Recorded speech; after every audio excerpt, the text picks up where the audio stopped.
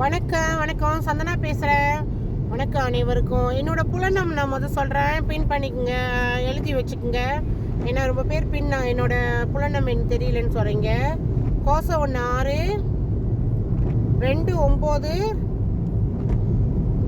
கோசம் 4 8 1 8. சந்தனா ரவாங்க பேசுகிறேன்.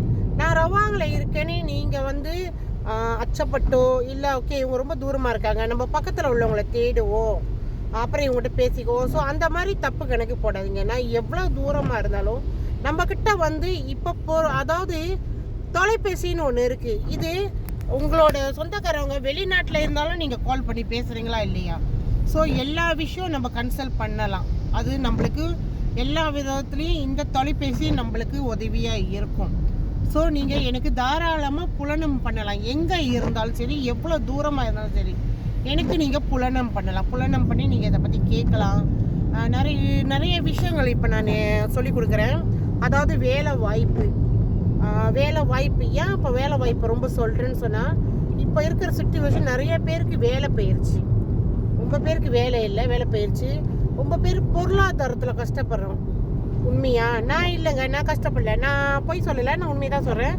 நான் எதுக்கு இந்த டாப்பிக்கை கொண்டு வரேன்னா, நான் கேஷ் அண்ட் கேரி வச்சுருந்தப்ப நான் கஷ்டப்பட்டு நிறைய பிஸ்னஸ் செஞ்சுருக்கேங்க.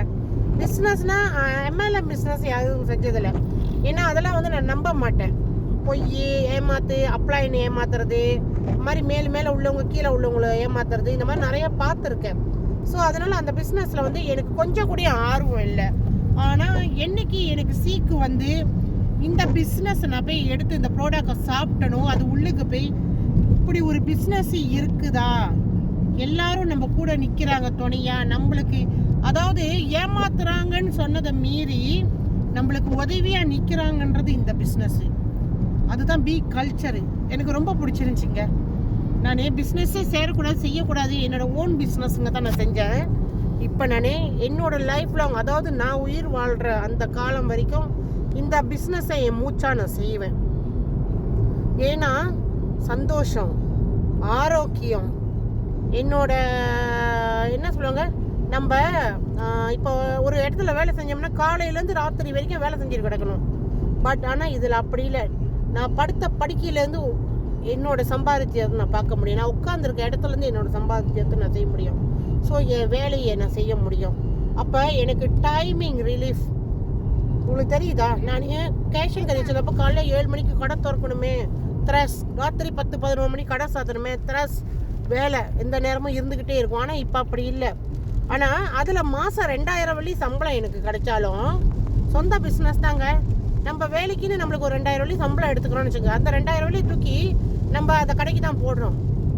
உண்மையா இல்லையா? ஆனால் நான் எப்போ இந்த எம்எல்எம் பிஸ்னஸ் செய்ய ஆரம்பித்தேனோ, உங்களுக்கு தெரியுமா, அதில் எடுக்கிற அந்த சம்பளம் இதில் 5 மடங்கு 6 மடங்கு 4 மடங்கு எடுக்கிறேன். சாரி, 7 மடங்கு எடுக்கிறேன். ஏன்னா நம்ம அந்த இதை சொல்லக்கூடாது, பட் நான் அது உங்களுக்கு புரியிற மாதிரி சொல்கிறேன். 4 மடங்கு 5 மடங்கு 6 மடங்கு 7 மடங்கு இப்போ தாங்க ஒரு வருஷமாக நான் செய்கிறேன். பட் ஆனால் எனக்கு அதாவது நான் போய் எது வாங்கினாலும் மிஞ்சி விலை கேட்பேன் கடையில். இது எவ்வளோ, இது இவ்வளையா, ஓகே இது வேணாம். உண்மையா இல்லையா? எல்லாருக்கும் உள்ளது தான். நம்ம விலை கேட்டு தான் வாங்கி என் ஹஸ்பண்ட் நான் கேட்க சொல்ல கேட்க மாட்டார். பட் ஆனால் நான் போய் கேட்பேன், இந்த சாப்பாடு எவ்வளோ அப்படின்னு. என் ஹஸ்பண்ட் சொல்கிறார், ஏன் அந்த மாதிரி செய்கிறீங்கன்னு. நம்ம கையில் காசு இருக்குன்ட்டு நம்ம விலையை கேட்காம சாப்பிட்டோம்னா திடீர்னு காசு பத்தாம போச்சுன்னா, இல்லை அந்த சாப்பாடு விலையாக இருந்துச்சுன்னா நம்ம அடுத்த பட்ஜெட் பார்க்கணும். அப்படி பார்த்தேன் நான். இன்னைக்கு ஒரு கடைக்கு சாப்பிட போனோம்னா விலையை கேட்க மாட்டோம். நல்ல சாப்பாடு சாப்பிட்றோமா, காசை கட்டுறோமா, வரோம். ஜாமான் வீட்டுக்கு வாங்குறேன்னா, முந்தியெல்லாம் ஜாமான் வாங்கினா ஒரு 200 வெள்ளி பட்ஜெட் வச்சுருப்பேங்க.